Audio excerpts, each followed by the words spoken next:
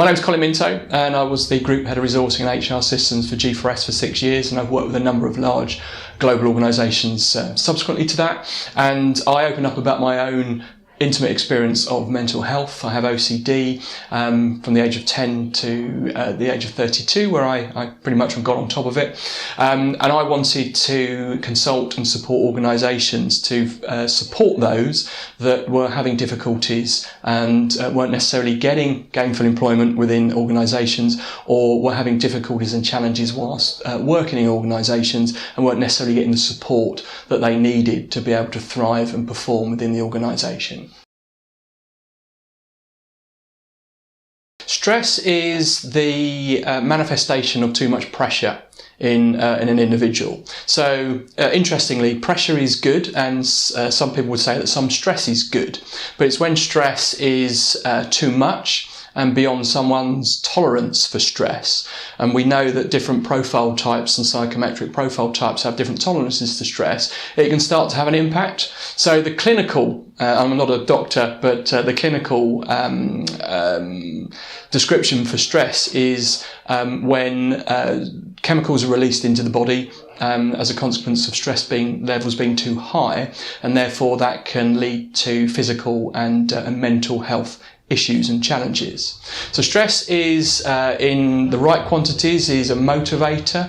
It's something that gets us out of bed, or certainly pressure does. It gets us into a mode of activity. But when there's too much of it, for a range of reasons, it can start to have a major detrimental effect on people's health. So stress, when it starts becoming problematic and starts affecting people's well-being, there's a number of reasons why that can happen. There's personal reasons, and this could be around wealth, it can be around health, and it can also be around personal relationships. But in the working environment, stress can be created by demands on people where they don't necessarily have the capability to be able to deliver against those demands, or the timescales might be too tight. Bullying and harassment within an organisation can lead to stress. Equally, situations where people have responsibility but no authority to be able to deliver tasks. There's a number of things that can build up stress in an individual. Interestingly, from my history working in recruitment, one of them is people not necessarily knowing what their role is, and that can be a cause of stress as well. So when you mount this up and go above someone's threshold for stress tolerance, then you can start to have issues. And those issues in the business that you would predominantly see are broken, in our opinion, down into three types. So you've got productivity, you've got business risk, and you've also got culture. So some of the key things that you would find in productivity is increased absenteeism. Presenteeism, which is an interesting one, there's a couple of definitions for that. One is the fact that people are in work too long and not able to switch off and feel compelled to be answering the email at silly o'clock in the evening. But also presenteeism is described as coming to work but not bringing your whole self to work.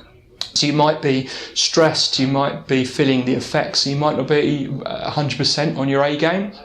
Over a period of time that then might lead to absenteeism. So all of these things affect productivity. You've also got creativity, impact on creativity, impact on innovation, and all manner of different reasons why productivity are affected, including down to, if you're known as an organisation that's quite stressy, we're all publishers these days. We've got Glassdoor, we've got LinkedIn, we've got Facebook. People know about the culture and the environment of an organisation before they even set foot in it. And you might not be attracting the very best people because they're deterred because of what they've read about the organisation, certainly in terms of stress and well-being. So the impact on stress in an organisation, as far as we're concerned, is three parts. You've got productivity, you've got risk, and you've got culture. Productivity, we've heard a lot about in 2017. Lots of reports coming about around about the cost to business and UK PLC of absenteeism, presenteeism, reduced innovation and reduced creativity. Also challenges with recruiting if you're known to be a stressful environment, because everyone's a publisher and therefore might not necessarily want to be drawn to your employer brand because of what they've read previously.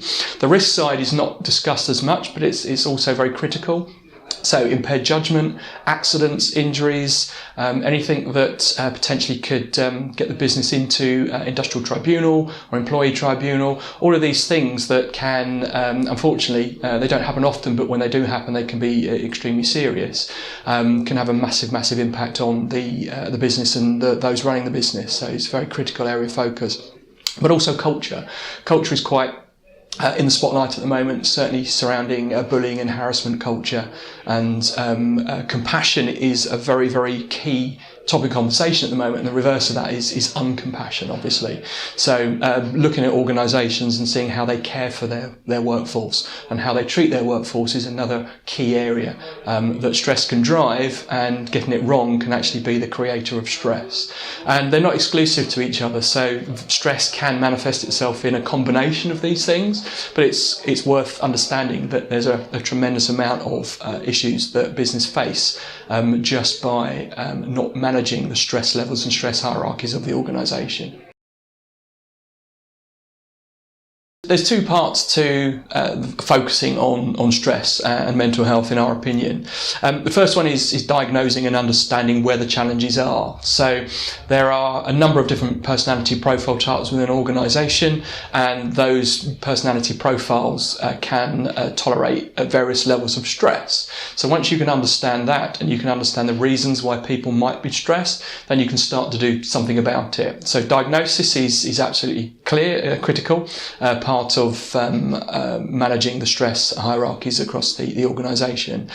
Equally, having a strategy around this. A lot of people will jump into a mental wellbeing program without necessarily doing the background work of understanding why they're doing it, what the impact can be on the people in the business, to have the capability to be able to deliver this before even getting anywhere near the program development. So it's very critical, we feel, that leadership are engaged and understand the opportunity for people and the business for limiting and managing the stress in the organisation. We have to accept that stress exists in life and stress exists in business. It's how you manage that, it's how you communicate it, how you allow people to be supported and respond to stress that's really important.